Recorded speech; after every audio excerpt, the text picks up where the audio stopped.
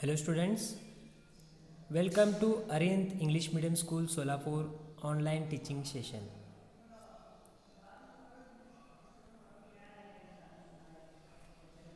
Now we will see the second part of natural resources, air, water and land. In first video we see some points, what is mean by natural resources. Then we see air, water and land, these are the natural resources. In that air we are seeing the point, some uses of gases in air pollution. Again we learn that ozone layer as a protective shell. Now we will see the second part of the natural resource, that is water.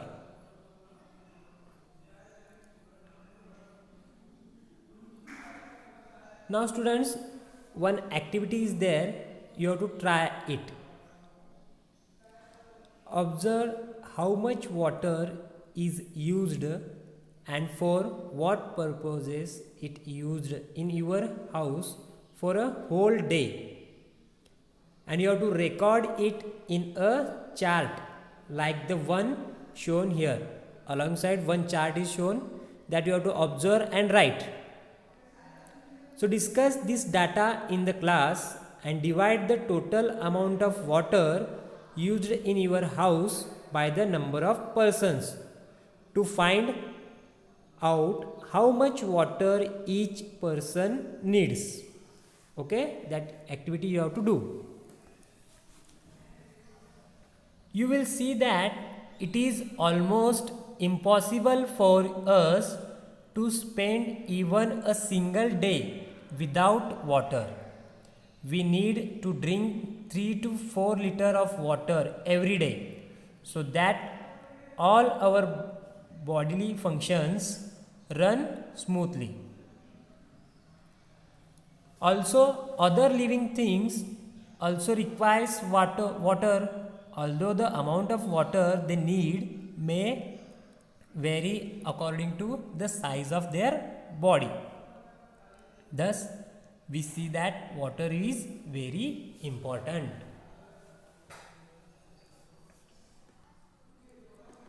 How is water formed?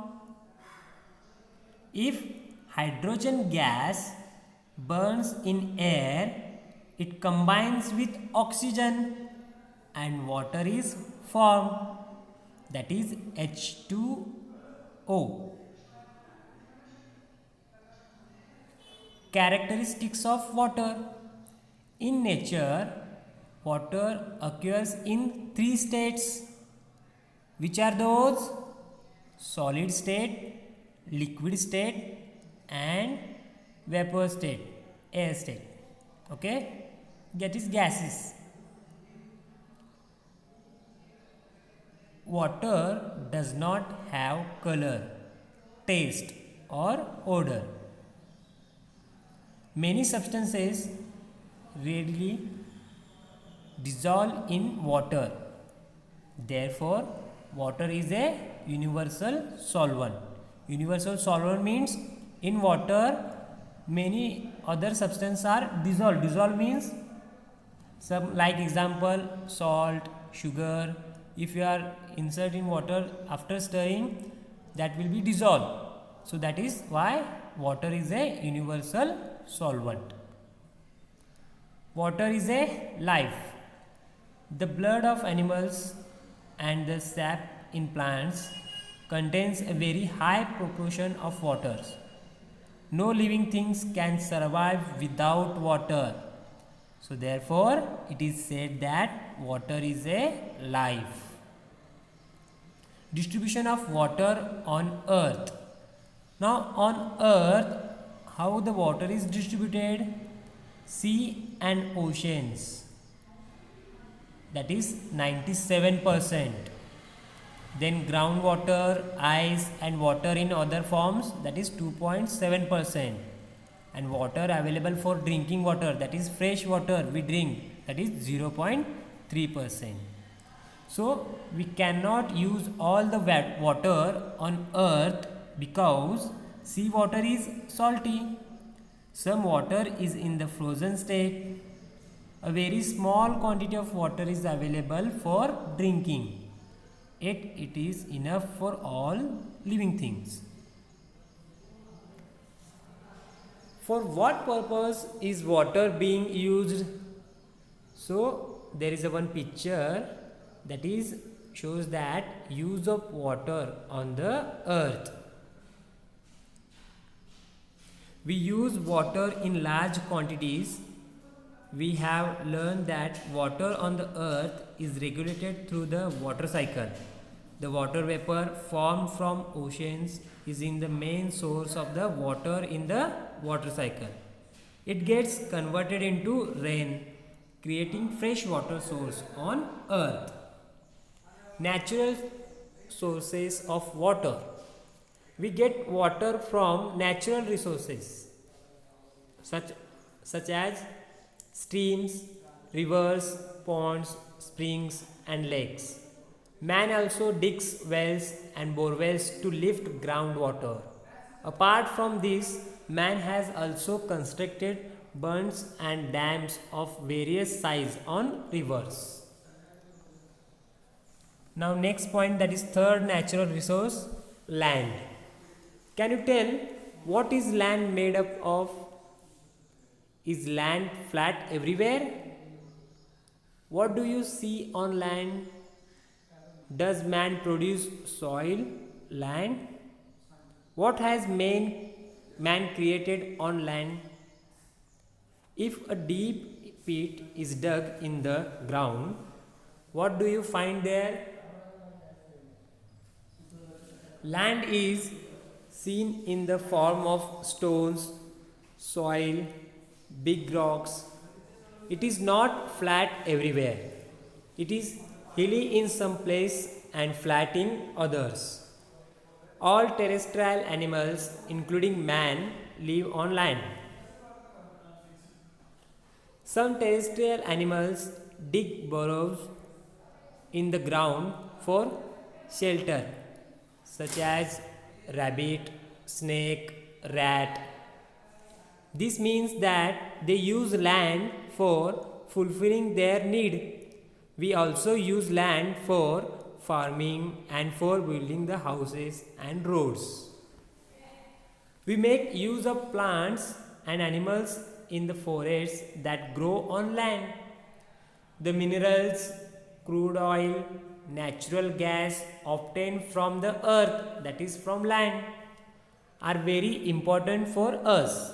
It means that land is an important resource. What is land made up of? Let's try this. Take a transparent plastic bottle, a handful of soil, some stones, sand, some dry leaves and water. Cut off the upper tapering part of bottle. Put the rest of the material in the lower part and add water. Stir the mixture thoroughly and put it aside. So after some time you will see the layers of that in cutted bottles. What land is made up of? Observe it in the next day and answer. How does the mixture in the bottle look now? Do you see layers in it? What is seen in the different layers from top to bottom? The land on earth also look like this. If the land has mature soil, the topmost layer is formed by the decomposition of the remains of plants and animals, and this layer is called humus. It is usually found in dense forest. So these are the layers of the land. The land below this, that is means humans, full of sand, soil, small stones, worms and insect.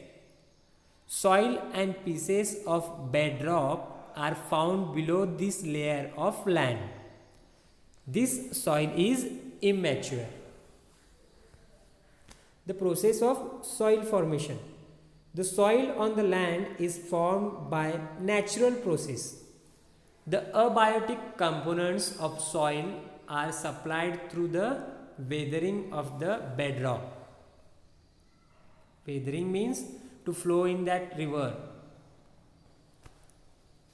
Due to the heat, cold and water of the sun, wind and rain respectively, the bedrock breaks down into pieces. That means the three seasons, rainy season, summer season and winter season, of these affect the bedrock, and that breaks down into pieces in small stones, sand and soil are formed from these pieces.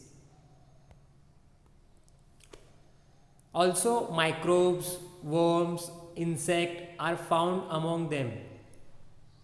Rodents like mice and rats are also found there. The roots of trees growing on the land also help weathering of rocks. The process of soil formation is slow and continuous. It takes about 1,000 years for a 2.5 centimeter thick layer for mature soil to form. The process of soil formation. Soil can get destroyed in a short period due to floods, storms and human activities such as mining. That is why it is necessary to conserve soil and to prevent erosion of land. Erosion means that flow in that water.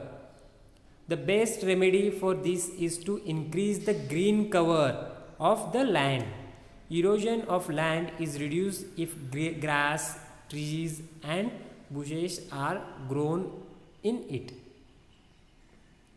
So students, in this chapter what we learn? The elements available in nature which is fulfill the basic needs of living things are called natural resources. Second point, air, water and land are important natural resources. Third point, soil has both biotic and abiotic constituents.